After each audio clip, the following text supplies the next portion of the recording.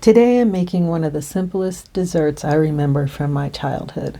This recipe comes from my grandfather's recipe book. We called him Pappy and he was born in 1923. All of the recipes are handwritten, and when I found this one for creamy vanilla pudding, I knew I had to make it. So let's make Pappy's pudding. We're going to start off with 1/4 cup of cornstarch in a pot. And to that, we're going to add 1/3 cup of sugar. Next is 2 cups of milk. Normally that would be cow's milk. I don't have any, I'm using almond milk. Then we'll add 2 eggs lightly beaten and 2 tablespoons of butter. And the final ingredient is 1 teaspoon of vanilla. You'll want to start warming this up on low heat and stir this frequently.